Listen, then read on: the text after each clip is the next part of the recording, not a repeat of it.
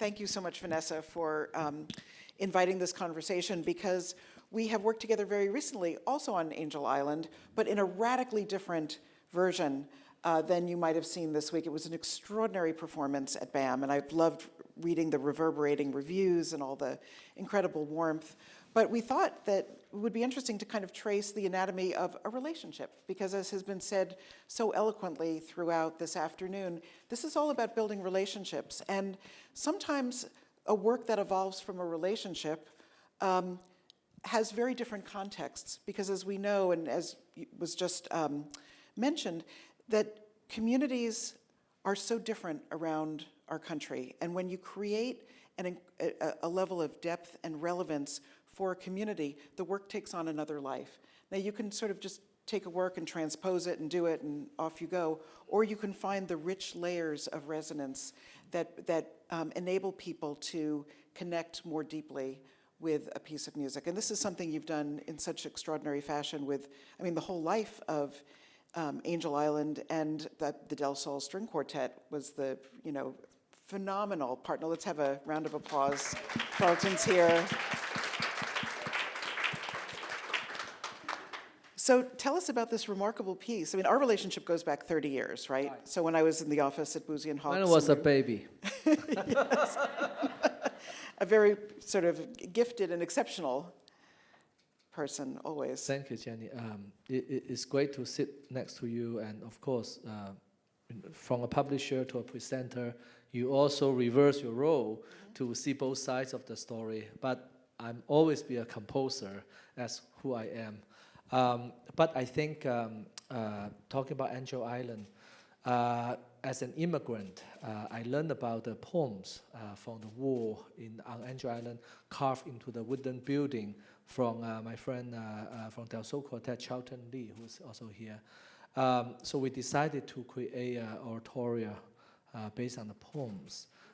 But at that time, I was thinking this is something larger than just a concert work with singers holding scores to sing, with string quartet playing. So the vision then was to make that into an opera theater or documentary theater. In that sense, the audience will feel you are seeing the history in front of you, because the subject matter is so unknown, not to mention the place itself. But beyond and above everything, I do believe when we create a work like that, it's not just about one ethnic group of people's story or one corner of the country's story, but it is about humanity and compassion and how we treat people different from us with respect and dignity. So it is a piece could resonate with everyone. So with that belief, we created Angel Island, and we hope to carry that piece around to share it with more people. So that was the genesis of creating that piece.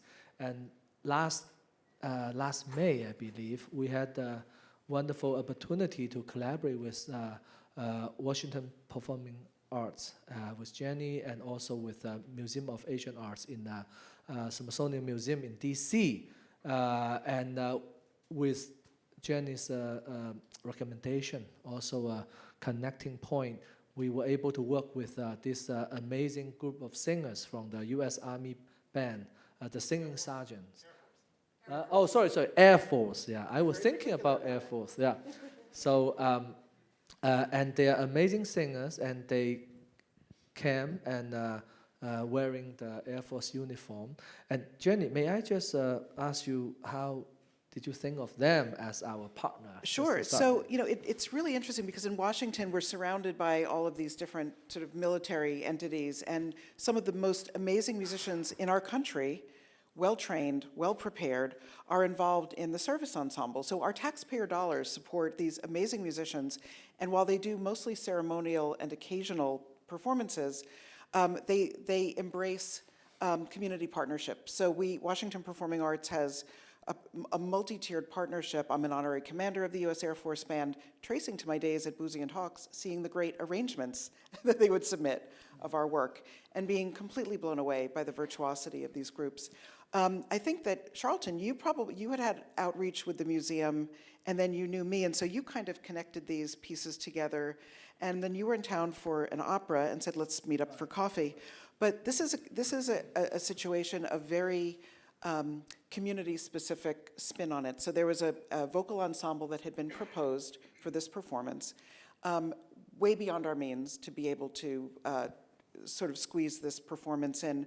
But having worked with the singing sergeants, who are all, extraordinary opera and musical theater trained singers, I thought, well, what if we make this our project for 22-23? I mean, there was a lot of incendiary political discourse around a whole range of communities. And in Washington, D.C., the protests, the awareness of the sort of othering of so many different communities was really a powerful point of discussion and also a powerful point of artistic creation.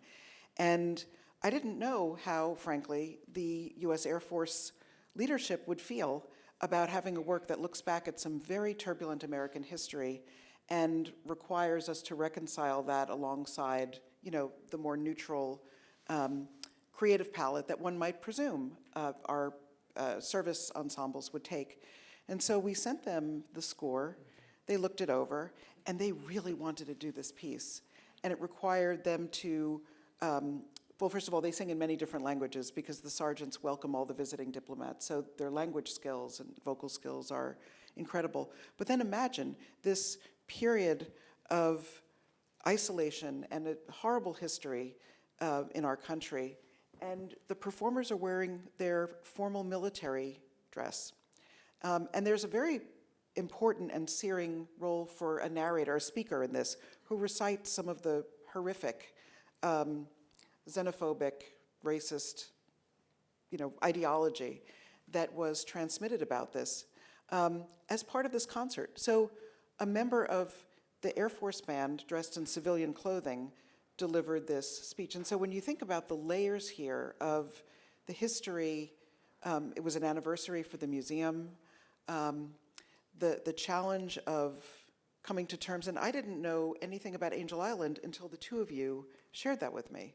So the opportunity to educate and engage was incredibly profound, but then have hope, because this unusual setting was created because people were inspired by your work and they were challenged by it, and they were incredibly touched to be able to share this history. And it was a free concert, by the way, because everything the bands do has to be free. Yeah, and thank you again. So with my experience as a composer, I get to travel around the world, if you are okay, I could ask you this question as a presenter now. What make you decide what works to present or what works to commission, or which composer or which ensemble? And again, for our Angel Island, if it's not without the grant from the Hewitt Foundation, which we apply for, we could not create this 90 minutes work. So it is so crucial for composers to have, and performers in that sense, to have that support. So what was your take on that? Sure. No, so it's actually a pretty specific spin. I mean, it is very much about the commissioning a person. I mean, that really resonated with me because you are going to be working together, and it's all about partnership. We have very strong relationships with artists, and when an artist is excited, I'll often ask an artist, what sort of project would you like to develop? For some, the response is, help us commission a work that we can't quite do, and will you be our advocate in getting other commissioners? Because I will go and build consortia in order to reach the number that the composer needs to write the work, because we can't fund every commission at its largest level. So I want to commission a work that I feel will excite the performer and offer the composer the best platform, but also work within our ability to be its best advocate. So when the work is emerging, to be able to speak about it from a process perspective, to be excited as we anticipate it, not non-apologetic, and also to remind people that just as we discover new pianists, new violinists, new choreographers, that for 20 minutes or 15 minutes, we're going to discover a new composer. And isn't that exciting? Just as we, follow the Van Cliburn competition, we're following this new work. And so to normalize the process of discovery and curiosity as a fundamental tenet of the organization creates an environment where people don't really have a way to say, oh, well, but it's new music. Because of course we're only driving cars from 1940 and we're only dressing in clothing, from like 1930. So I do it in a very breezy way. I'm a composer by training. I'm married to a composer. We're nice people. He writes good music. But seriously, for people who are like, well, composers are all reclusive and thorny, I'm like, but you know Joel. Like Joel, he's a composer, you know him. But so composers need to be visible in our communities, not only on stage, and when someone is willing to make themselves available in that way, warmly, and I diverted a little bit, but the resonance with a specific community is meaningful. In Washington, D.C., where there is a great deal of political, cultural, social coming together, if I can make that connection with the Asian Art Museum and with this time of isolation, people are very compelled by these points of connection, and frankly, the chance that they will experience Angel Island really differently from what they did at BAM. There were people who were in both audiences, yes, and they loved both experiences, and you wrote a piece that could nestle in two different environments and become very specific to those environments. The specificity is crucial to me, because then I can make a case for it with our audiences, with our artists, and as an advocate. And then I can help promote that sort of specificity to other commissioners. So the presenter can be a great partner over a long period of time. The burden is not just on the performer and the composer. If you're a composer performer, you have to find a presenter who brings that kind of dynamic sense of ownership as a partner to the equation, I think. So me included, a lot of composers, we embrace our own culture. We came here, all generations living here, parents from other country, come here to create something new, something what I call a third culture, not just East, Midwest, but it's something new out of that. And I think that is something almost no other countries could compare with the output of American creativities, to have that kind of diversity and to have that kind of a new music creativity. Now we talk about equity, diversity, and inclusions.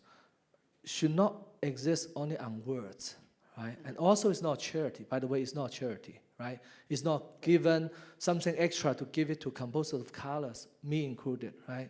So the so-called EDI is something that we want to be on the same platform, on the same series, main series, instead of Lunar New Year concert, JFK celebration, right, or AAPI month. Yes, you could check that box, but I don't think that's what EDI stands for. So meanwhile, I hope I could inspire you a little bit. While you are commissioning, programming new music, do think about you are also helping to create what American new music is about, being identified as the 21st century. You are not only helping your fellow composers, performers, but also you're creating what is new, what is the American identity. Hopefully that will last to the future. And we don't need to have a specific month or specific day to put some composers in that spot. We want to be fair and to be free. So that to me is important as a composer.